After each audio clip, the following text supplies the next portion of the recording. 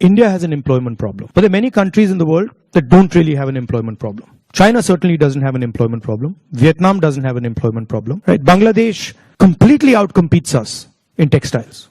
So India has to think about the act of production and organizing production.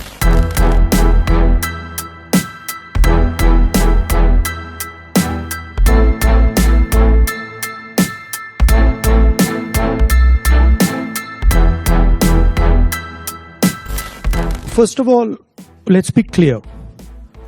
Not everywhere on the planet has an employment problem. Okay? The West has an employment problem. India has an employment problem. But there are many countries in the world that don't really have an employment problem. China certainly doesn't have an employment problem. Vietnam doesn't have an employment problem. So there are places on the planet that are not struggling with unemployment. There's a reason. If you look at the United States in the 1940s, 50s and 60s, they were the center of global production. Anything that was made, cars, washing machines, TVs, all made in the United States. Production moved from the United States. It went to Korea, it went to Japan, eventually it went to China. And if you look today, China is dominating global production. You go to India, you look at the phones, you look at the furniture, you look at clothes, you'll see on the back, made in China. That's a fact, right? So what has happened? The West, America, Europe, India have given up on the idea of production and they've handed it to China. The act of production creates jobs.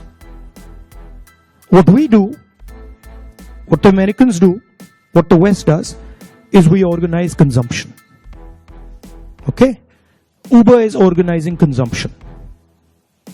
Okay? Foxconn is organizing production. Mahindra organizes production. Bajaj organizes production. These are the guys who create the jobs. And that is the problem. You're never going to employ India using IT, using consumption. It's not going to happen. So India has to think about the act of production and organizing production. And India has to, it's not acceptable that India simply says, okay, manufacturing, what you call manufacturing or production is going to be the preserve of the Chinese, it's going to be the preserve of the Vietnamese, it's going to be the preserve of the Bangladeshis. Right? Bangladesh completely outcompetes us in textiles. Regardless of the problems they're facing right now, they wiped us off. They wiped us clean in textiles. Right? So we have to reimagine how to produce in a democratic environment.